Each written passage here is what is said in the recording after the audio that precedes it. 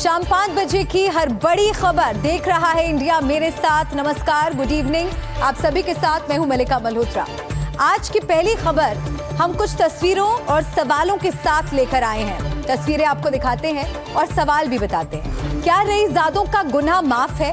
क्या रसूखदार लोगों की गलतियां माफ है? क्या वो कानून के दायरे में नहीं आते? इस तरह के सवाल हम इसलिए उठा रहे हैं क्योंकि ऐसा ही कुछ उत्तर प्रदेश के कानपुर में हुआ। इन तस्वीरों को आप देखिए, लैम्बोर्गिनी से किस तरह से ये भीषण सड़क हादसा हुआ जिसमें कई लोगों के घायल होने की भी खबर है। जहां एक रईसजादा जिस पर नशे में होने के भी आरोप हैं, वो 10 करोड़ की महंगी कार से लोगों को टक्कर मार देता है, कुचल देता है। पहले उस पर केस दर्ज नहीं होता, लेकिन एनडीटीवी ने सबूत दिए, तब केस में उसका नाम दर्ज हुआ। एनडीटीवी इंडिया के पास एक वीडियो सबूत भी है जो ये बता रहे हैं कि आरोपी के साथ लैम्बोर्गिनी कांड में पुलिस का कारनामा भी कम हैरान करने वाला नहीं है।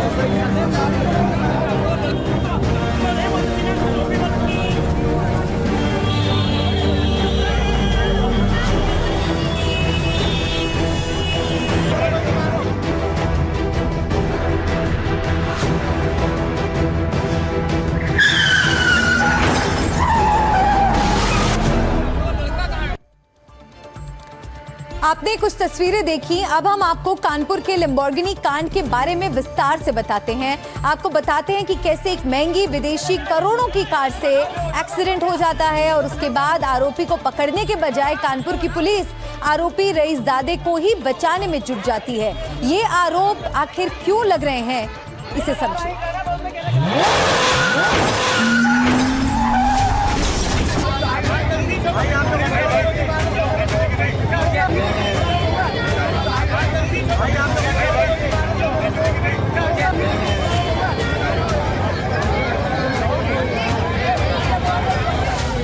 यही वो कार है जो इस समय कानपुर से लेकर समूचे हिंदुस्तान में चर्चा का विषय बनी है और इसके साथ चर्चा में है वो रईसजादा जो इसे चला रहा था, जिसका नाम है शिवम मिश्रा।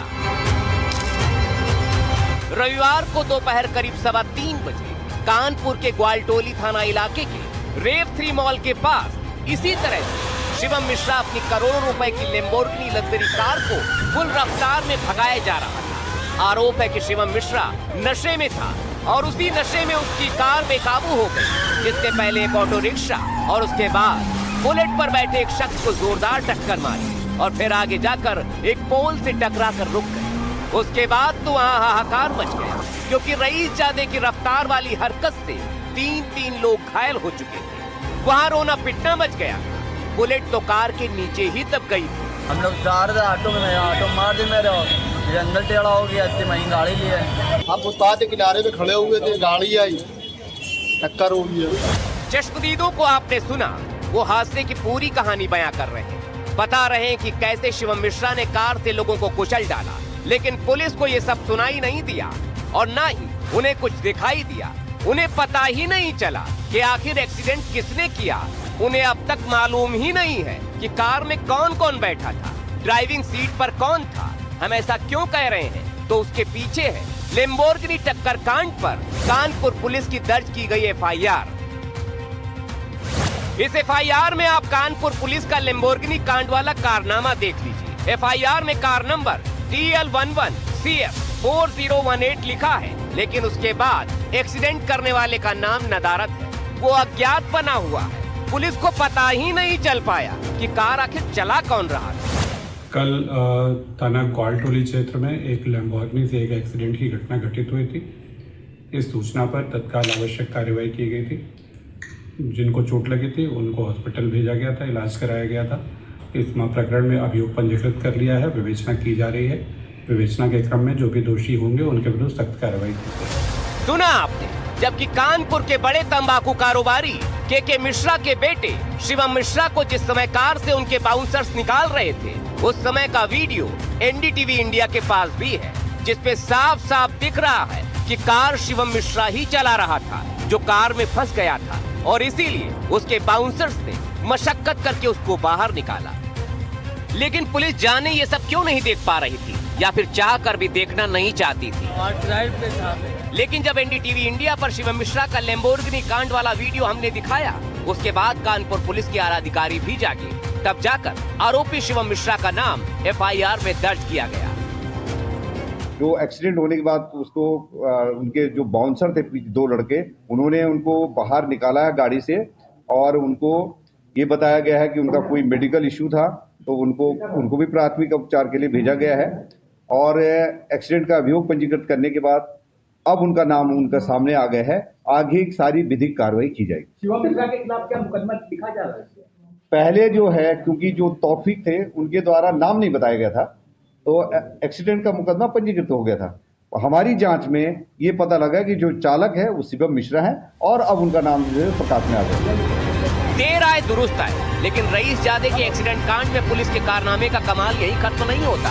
इस कांड को इससे भी कहीं आगे ले जाने की कोशिश की गई, जिस पर अब कानपुर पुलिस की लानत पलानत हो रही है। अभी भी सवाल उठ रहे हैं।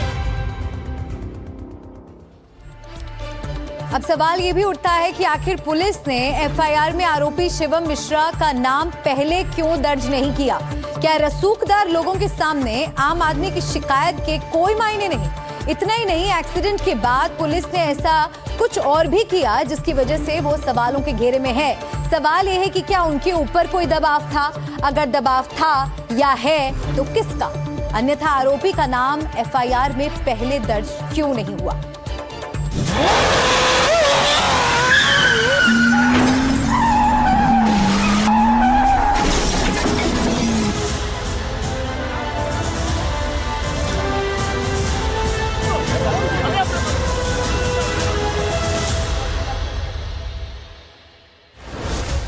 सोचिए, शिवम मिश्रा का वीडियो तो सामने आ गया, जिसमें उसे कार से बाहर निकालते हुए देखा जा सकता है।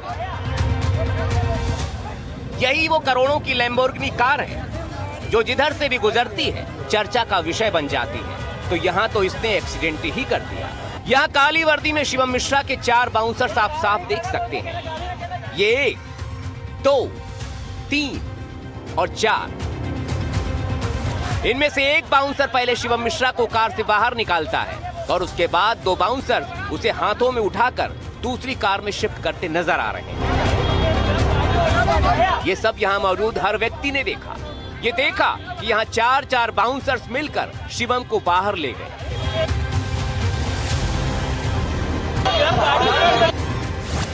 लेकिन पुलिस को ये सब दिखाई पहले क्यों नहीं पड़ा? नहीं देखा तो क्या किसी से पूछा भी नहीं था कि कार कौन चला रहा था, या किसी का बयान दर्ज किया या नहीं? लेकिन कैमरा सब देख रहा था, सब रिकॉर्ड हो गया। कमाल की बात तो यह है कि पहले पुलिस ने शिवम मिश्रा को छोड़ दिया था। यह भी खबर आई कि पुलिस ने उसे तबीयत खराब होने की बात कहकर छोड़ा था, लेकिन अब उसी आरोपी को पकड़ने, पूछताछ करने के लिए कानपुर में उसके घर पहुंच गई ताकि आरोपी को पकड़ा जा सके। लेकिन आरोपी अब भला कहां मिलता, वो फरार हो चुका है। शिवम मिश्रा अपने घर पर मिला ही नहीं। मैं उनके घर के सामने हूं और यहां पर भी उनके बारे में कोई जानकारी नहीं मिल पा रही कि आखिर शिवम मिश्रा कहां पर हैं। यहां पर जो सुरक्षा गार्ड हैं उनके मुताबिक उन्हें पता नहीं है कि शिवम मिश्रा या उनके पिता के मिश्रा कहां पर हैं। एक बार फिर कोशिश करता हूं, कोई जानकारी है शिवम मिश्रा कहां पर है? नहीं पता। लेकिन पुलिस पर सवाल सिर्फ इतना ही नहीं है। पुलिस पर सवाल ग्वालटोली थाने के अंदर भी उठे, जब पुलिस ने थाने में पहुंचाई गई लैम्बोर्गिनी को ढकने की कोशिश की। बाकायदा उसे ढक दिया गया। हालांकि लोग विरोध करते रहे। कार का कवर ढकने की खबर भी जब हमने आपको एनडीटीवी पर दिखाई तो पुलिस के आला अधिकारी फिर से जागे। उन्होंने कार से कवर हटवा दिया। सवाल ये उठता है कि एक्सीडेंट की जाने वाली कार को आखिर क्यों ढका गया? किसके कहने पर ढका गया? किस नियम के तहत ढका गया? कानपुर पुलिस अब एक्शन में है लेकिन ये काली कार का काला कारनामा अब पुलिस के मत्थे पर चिपक गया है, जिसके जवाब कानपुर पुलिस को जरूर देने चाहिए। अब आपके सामने लैम्बोर्गिनी वाले शिवम मिश्रा और उनके परिवार की पूरी कुंडली भी हम खोलते हैं। आपको बताएंगे कि कैसे कानपुर के तंबाकू कारोबारी के मिश्रा पहले भी अपनी हरकतों की वजह से मीडिया में सुर्खियां बटोर चुके हैं। देखिए।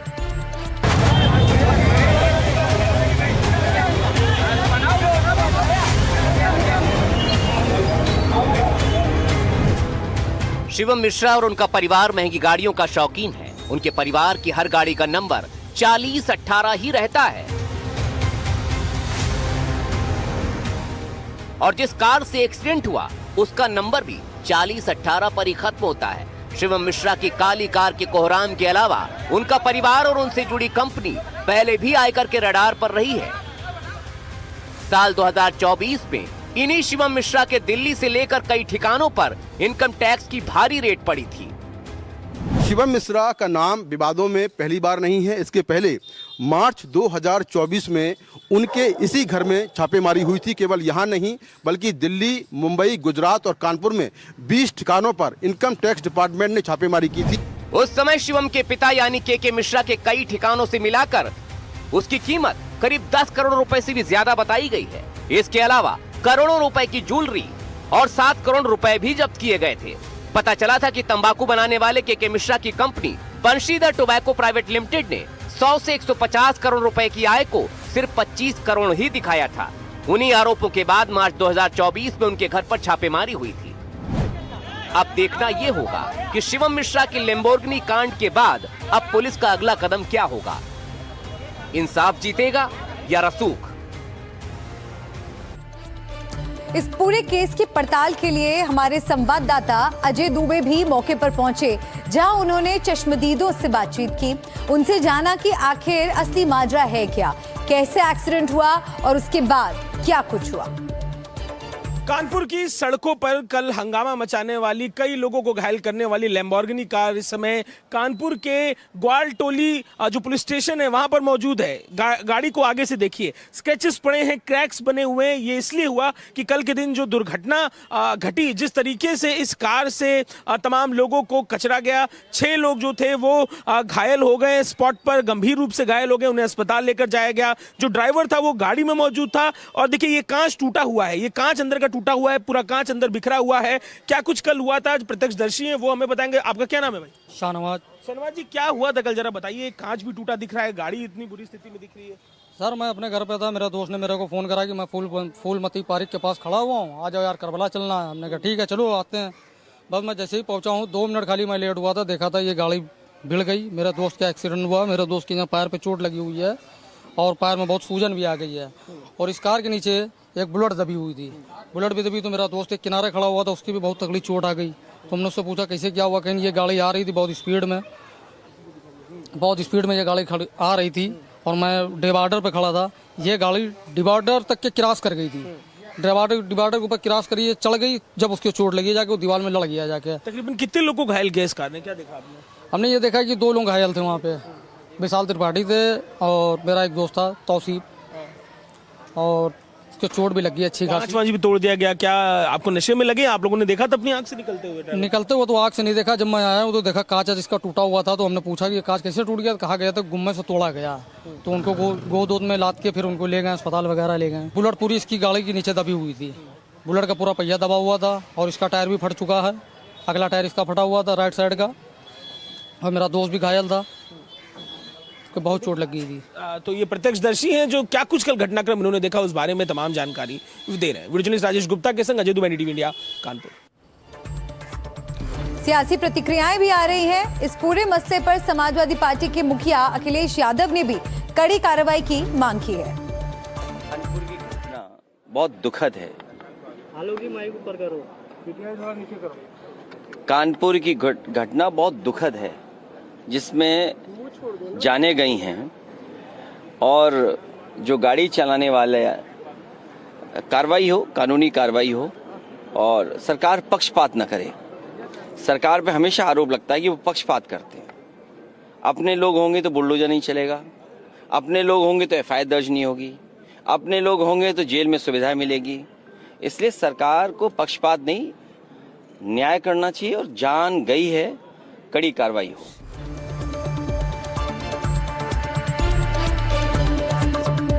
अब एक सनसनीखेज खबर राजधानी दिल्ली से। पीरागढ़ी इलाके में फ्लाईओवर के पास एक लावारिस कार खड़ी हुई थी। जब काफी देर तक कार से कोई नहीं निकला तो स्थानीय लोगों ने कार में झांक कर देखा, लेकिन अंदर का नजारा दिल दहला देने वाला था। कार में 3 लोगों की लाश पड़ी थी। एक साथ 3 लोगों के शव एक ही कार में मिलने से हड़कंप मच गया। पुलिस मामले की जांच में जुटी है। सुसाइड और मर्डर दोनों एंगल से तफ्तीश हो रही है।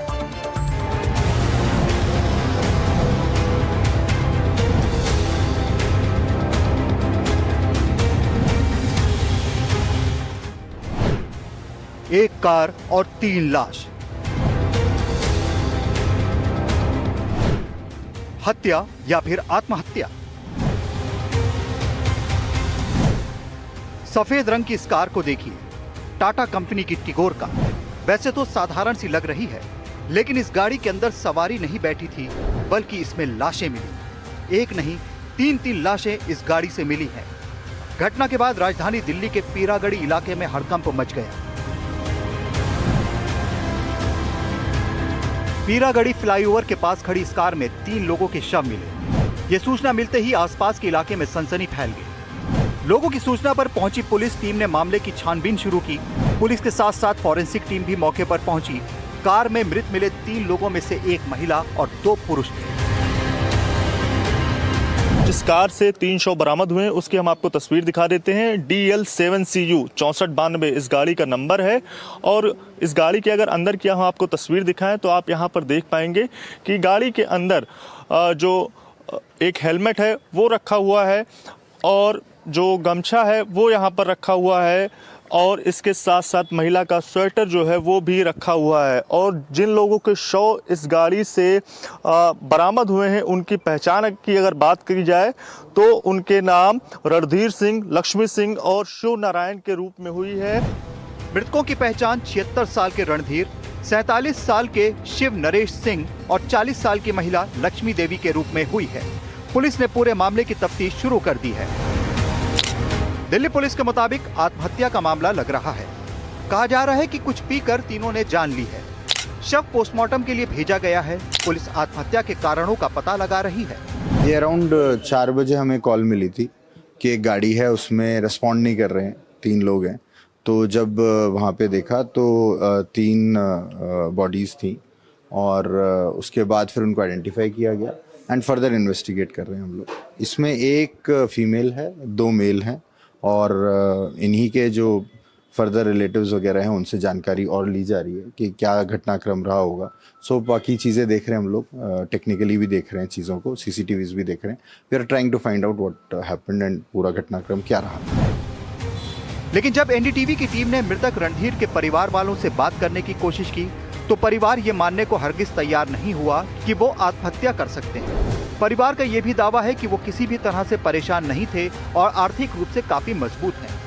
घर में काफी खुशमिजाज भी थे। ऐसे में परिवार को आशंका है कि उनके साथ किसी ने कोई अनहोनी की है या फिर उनकी हत्या भी की जा सकती है। हमेशा से ही ऐसा है, पापा कभी किसी पे नहीं चिल्लाते थे। आपको लगता है कि आपके पापा आत्महत्या कर सकते हैं? नो, बिल्कुल नहीं। तो किसी पे शक है आपको, किसी से उनका लड़ाई झगड़ा हो, कोई विवाद हो, कोई ऐसा कुछ? शक अंदर तीसरे इंसान का क्या बताए। कोई मीठा बन के करके गया ये काम, कोई अपना बन के, जिसने भी किया अपना बन के। ये घर से करीब 15 से 16 दिन हो गए इनको आए घर से। ये यहाँ पे प्रॉपर्टी डीलरी का काम करते थे। जो रणवीर जी हैं, इनकी जो गाड़ी है इनके साथ प्रॉपर्टी का डीलरी का काम करते थे।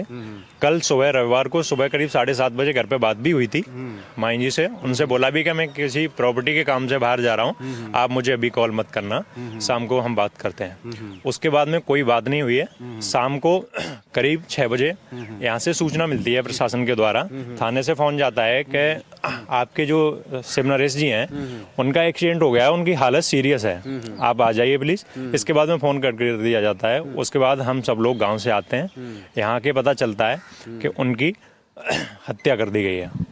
पुलिस का कहना है कि उन्होंने सुसाइड की है, लेकिन हम लोग नहीं मानते हैं कि उन्होंने सुसाइड की है। अच्छा, एक चीज़ बताइए, गाड़ी के अंदर एक ये हेलमेट पड़ा हुआ है, ये सामने गाड़ी के अंदर एक हेलमेट दिखाई दे रहा है, और आप अभी बता रहे थे कि हेलमेट शिव नरेश जी का है, यानी कि वो बाइक पर चलते थे? जी, उनके पास HF डीलक्स बाइक थी जो घर से वो लेके आए थे। ये हेलमेट भी उनका है और इसमें एक जो ट्रक सूट पड़ा है वो भी उन्हीं का है ये। जी। शिव नरेश के परिजनों ने बताया कि जो मृतक लक्ष्मी है उसको वो नहीं जानते हैं और शिव नरेश ने कभी भी उसका जिक्र नहीं किया था। लक्ष्मी नाम की महिला है, उसके बारे में पुलिस बता रही कि ये महिला शिव नरेश को काफी नजदीकी से जानती थी, दोनों काफी अच्छे दोस्त थे। ऐसी कोई जानकारी आपके पास है? नहीं, ऐसी कोई जानकारी नहीं है। नहीं तो हम उस महिला को जानते हैं, हमारे संज्ञान में नहीं है ना हमारे परिवार के कोई संज्ञान में है।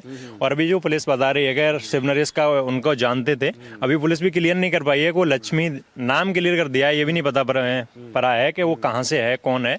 अभी तक कोई इस पर कोई वो नहीं है। यानी ये मामला कुछ संदिग्ध जरूर लग रहा है। भले ही शुरुआती जांच में पुलिस को ये आत्महत्या का केस लग रहा हो, लेकिन गहनता से जांच के बाद ही सच सामने आएगा। और पुलिस के मुताबिक शुरुआती जांच में ऐसा लगता है कि तीनों की मौत कुछ जहर पीने से हुई, कुछ ड्रिंक्स में उन्होंने जहर पिया, ऐसी बात सामने आ रही है। अब उनको पिलाया गया, ये जहर दिया गया, उन्होंने खुद लिया, किस हालात में ये मौतें हुई, इसको लेकर लगातार जांच जारी है। इस मामले में दिल्ली पुलिस अभी 2 लोगों से पूछताछ कर रही है और पूछताछ के बाद इस मामले में जो और जानकारियां हैं वो सामने आएंगी और इस पूरे मामले में जो भी फैक्ट्स हैं वो निकलकर सामने आएंगी। नई दिल्ली से कैमरा पर्सन सुशील राठी के साथ मैं मुकेश सिंह सेंगर, NDTV इंडिया। तो आइए अब आगे बढ़ते हैं। इस बीच एक बड़ी खबर मिल रही है पश्चिम बंगाल में SIR से जुड़ी हुई ये बड़ी खबर। सुप्रीम कोर्ट ने बंगाल में SIR की डेडलाइन को बढ़ा दिया है। 1 हफ्ते के लिए डेडलाइन बढ़ाई गई है। अब 14 फरवरी तक भरे जा सकेंगे फॉर्म। EC अधिकारियों पर हमले पर भी सुप्रीम कोर्ट ने सख्ती दिखाई है। बंगाल के DGP को कारण बताओ नोटिस जारी किया गया है। और अब अपराध की एक और चौंकाने वाली खबर। पत्नी ने प्रेमी संग मिलकर पति की हत्या करवा दी, फिर उससे हादसा दिखाने की कोशिश की, लेकिन राज खुल गया। ये घटना राजस्थान के श्रीगंगानगर से आई थी, जहां अंजलि ने कुछ वैसा ही किया जो कि इंदौर की सोनम ने किया था, यानी प्रेमी संग मिलकर पति की हत्या। इस मामले में अब कई बड़े खुलासे हो रहे हैं। जिस तरह से ये साजिश रची गई उसकी एक डिटेल सामने आ रही है।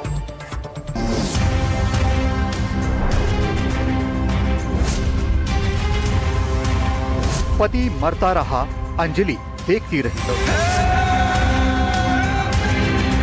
अंजलि ने ही बनाया आशीष की हत्या का प्लान। श्री गंगानगर में आशीष हत्याकांड के बाद उसकी पत्नी अंजलि की खौफनाक साजिश सामने आ रही है। ये खबर जब पहली बार सामने आई थी तो लोगों के होश उड़ गए। शादी के 3 महीने बाद ही आशीष की हत्या कर दी जाती है और उसे हादसा दिखाने की कोशिश होती है, लेकिन जांच होती है तो पता चलता है कि अंजलि ने अपने प्रेमी संग ये खौफनाक साजिश रची थी। इस हत्याकांड में पुलिस ने अंजलि के प्रेमी संजय और उसके दोनों साथियों को घरसाना कोर्ट में पेश किया। मुख्य आरोपी संजय ने NDTV के कैमरे पर माना कि उसी ने आशीष की हत्या की। हालांकि हत्या के पीछे की वजह को लेकर उसने चुप्पी साधी। आपने मारा? बंद करते हैं। क्यों मारा, कैसे मारा? चलो आगे। क्यों मारा बता दे भाई। आपने मारा? बंद करते हैं। क्यों मारा, कैसे मारा? चलो आगे। क्यों मारा बता दे भाई। आरोपी पुलिस की गिरफ्त में है। जांच में जो बातें सामने आ रही हैं वो और भी हैरान करने वाली है। ये सामने आया है कि घूमने के बहाने आशीष को बाहर लेकर जाती है अंजलि। अंजलि का प्रेमी संजय अपने साथियों रोहित और सिद्धार्थ के साथ झाड़ियों में छिपा था। आशीष और अंजलि के वहां पहुंचते ही अंजलि के इशारे पर आरोपियों ने आशीष पर लाठियों से हमला किया, जिससे वो बेहोश हो गया। इसके बाद भी आशीष नहीं मरा तो मफलर से उसका गला घोंट दिया गया। आशीष नीचे गिर जाता है। अंजलि उसकी सांस चेक करती है, ये सुनिश्चित करने के लिए कि वो मर गया है या जिंदा है। कि हत्या के वक्त अंजलि वहां पर खामोश खड़ी रही और जब आशीष बेसुध होकर जमीन पर गिर गया तब अंजलि ने अपने हाथ से उसकी नाक के पास ले जाकर उसकी सांस चेक की और ये सुनिश्चित किया कि वो मर चुका है, और तब उसने संजय और बाकी दोनों आरोपियों को वहां से जाने के लिए कहा। अंजलि ने खुद को बेहोश दिखाने का नाटक किया था। बताया जा रहा है कि हत्या के बाद अंजलि ने आशीष का मोबाइल फोन और अपनी बालियां दे दी और अपने प्रेमी और साथियों को घटनास्थल से भगा दिया ताकि घटना को लूट या दुर्घटना का रूप दिया जा सके। लेकिन पोल खुल गई। सबसे हैरान करने वाली जानकारी इस मर्डर को प्लान करने को लेकर आ रही है। जानकारी के मुताबिक आरोपी संजय ने पुलिस को बताया है कि अंजलि के साथ उसका अफेयर करीब 9 साल से चल रहा था। अंजलि की शादी हो जाने के बाद दोनों के बीच बातचीत बंद हो गई थी, लेकिन पति से अनबन के चलते अंजलि दिसंबर में मायके आई थी। इसी दौरान संजय का उसे दोबारा मैसेज आया। 1 जनवरी को संजय के जन्मदिन के मौके पर दोनों की मुलाकात हुई। मुलाकात के दौरान अंजलि ने अपनी परेशानी बताई। अंजलि ने ही हत्या की योजना साझा की। संजय के मुताबिक अंजलि को भागकर शादी करने का प्रस्ताव दिया था, लेकिन अंजलि ने भागकर शादी से इनकार कर दिया। अंजलि ने ही आशीष की हत्या को हादसा का रूप देने की बात कही। बताया जा रहा है कि 1-2 मुलाकात में ही दोनों ने हत्या की साजिश रच डाली। श्रीगंगानगर के रावला में आशीष हत्याकांड में पुलिस पूछताछ में आरोपियों ने चौंकाने वाले खुलासे किए हैं। इस मामले में रावला पुलिस आरोपियों से पूछताछ कर रही है और खास तौर पर मुख्य जो आरोपी है संजय, उसने पुलिस को बताया कि 2017-18 से उसका अंजलि के साथ अफेयर था, लेकिन हत्या की पूरी साजिश इसी साल 1 जनवरी को, जब उसका जन्मदिन था, गंगानगर के एक रेस्टोरेंट में रची गई थी। किसी को शक न हो इसके लिए अंजलि और संजय ने पूरी प्लानिंग की थी। दोनों व्हाट्सएप पर पूरी बात करते थे। जानकारी के मुताबिक हत्या से पहले दोनों के बीच लगातार व्हाट्सएप पर बातचीत होती रही। गिरफ्तारी से पहले दोनों ने अपनी पूरी चैट डिलीट कर दी थी। पुलिस डिलीट की गई चैट और मोबाइल डेटा रिकवर करने की कोशिश कर रही है। हत्या की यह घटना 30 जनवरी की रात करीब 9 बजे की है। रावला थाना क्षेत्र के अनूपगढ़ मार्ग पर आशीष और उसकी पत्नी अंजलि उर्फ अंजू सड़क किनारे मिले थे। अस्पताल ले जाने पर डॉक्टरों ने आशीष को मृत घोषित कर दिया। अंजलि ने पुलिस को कहानी सुनाई कि एक अज्ञात वाहन ने उन्हें टक्कर मारी और उसके सोने के जेवरात लूट लिए, लेकिन ये सब झूठ था। मेडिकल रिपोर्ट और फोन रिकॉर्ड से सारे राज खुल गए। मेडिकल रिपोर्ट में आशीष के शरीर पर पिटाई के निशान थे, जबकि अंजलि को एक खरोच तक नहीं आई थी। मोबाइल रिकॉर्ड से खुलासा हुआ कि वो अपने पुराने प्रेमी के लगातार संपर्क में थी। राज चंद दिनों में ही खुल गया। लव स्टोरी, शादी और मर्डर के सारे किरदार साफ हो गए। श्रीगंगानगर से कुलदीप गोयल के साथ सुशांत पारिक, एनडीटीवी इंडिया।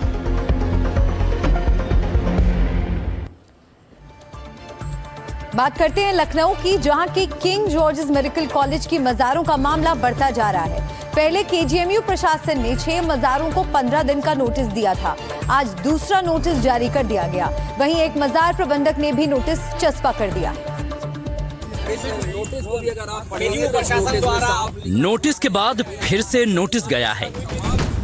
लखनऊ के केजीएमयू में मजारों पर विवाद बढ़ता जा रहा है। 15 दिनों का नोटिस पीरियड खत्म हुआ तो फिर से 15 दिन का चस्पा कर दिया गया। प्रशासन के लोग सोमवार को फिर मजारों पर नोटिस लगाने पहुंच गए। बना दिया ना। मजार कमेटियों का कहना है कि कुछ भी अवैध नहीं है, जबकि केजीएमयू प्रशासन का कहना है कि जो अवैध हैं उन्हें ही नोटिस दिया जा रहा है। 6 मजारों को पहले नोटिस दिया गया था, जिसमें से एक का जवाब आया।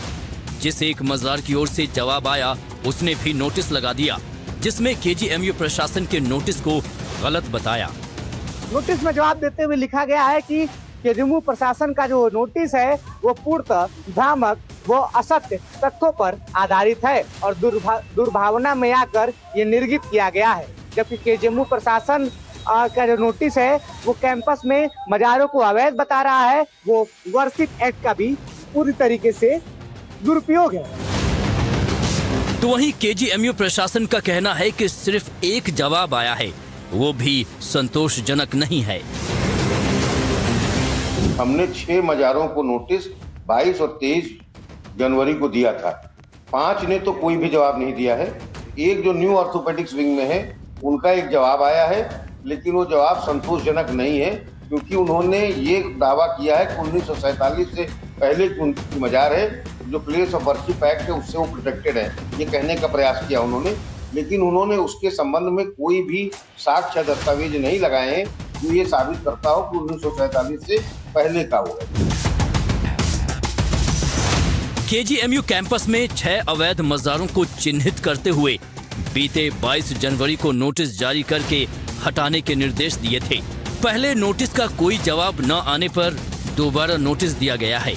ये कहा गया है कि अगर 15 दिनों में कोई ठोस जवाब नहीं आया तो उचित कार्रवाई होगी। उनको तो पत्र के अनुसार हम लोग इसको प्रत्युत्तर कहा जाता है, प्रत्युत्तर दे रहे हैं कि जो आपने क्लेम किया उसका साक्ष्य दे दीजिए। बाकी जो 5 मजारें हैं रेस्पिरेटरी के सामने, शताब्दी के सामने, पीजी हॉस्टल में एवं 2 अन्य जो है उनका कोई भी जवाब नहीं आया है। तो उनको न्याय हित में एक 15 दिन का और नोटिस दिया जा रहा है। 15 दिन का नोटिस दे रहे हैं और एक कुल सचिव के समक्ष जो सुप्रीम कोर्ट की गाइडलाइंस में कि उनको व्यक्तिगत सुनवाई का भी मौका दिया जाता है, तो वो हम लोग 28 तारीख को जनवरी में 2 से 5 के बीच में उनसे अनुरोध कर रहे हैं कि वो आए और व्यक्तिगत सुनवाई का भी अवसर का लाभ उठा लें। ये बात है क्या? अगर देखिए जवाब आएगा तो फिर उसका जवाब दिया जाएगा, लीगल एग्जामिन होगा। अगर इसके बाद भी जवाब नहीं आएगा तो लीगल ओपिनियन लेके सरकार से मदद मांगी जाएगी कि इसको शिफ्ट किया जाए।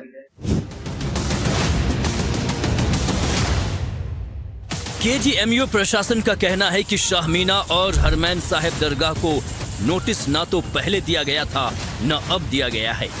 लखनऊ से विवेक शाही के साथ bureau report, NDTV India. Delhi के विकासपुरी में एक निजी बस में आग लग जाती है। इसमें 25 साल के सुनील की मौत हो गई। माना जा रहा है कि आग बस के अंदर जल रही मच्छर भगाने वाली अगरबत्ती से लगी और आग इतनी तेजी से फैली कि शख्स बाहर ही नहीं निकल पाया।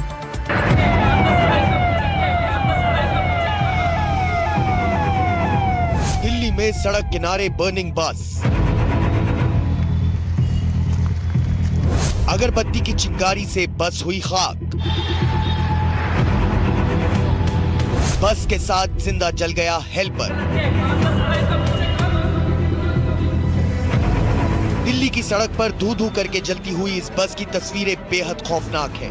विकासपुरी इलाके में ये दर्दनाक घटना हुई, जिसमें बस के अंदर सो रहे हेल्पर की भी जलकर मौत हो गई और आग लगने की मुख्य वजह एक अगरबत्ती को बताया जा रहा है, जो शख्स ने सोने से पहले जलाई थी ताकि मच्छरों से परेशानी ना हो। जानकारी के मुताबिक ये घटना देर रात की है, जब 25 साल का सुनील बस में सो रहा था।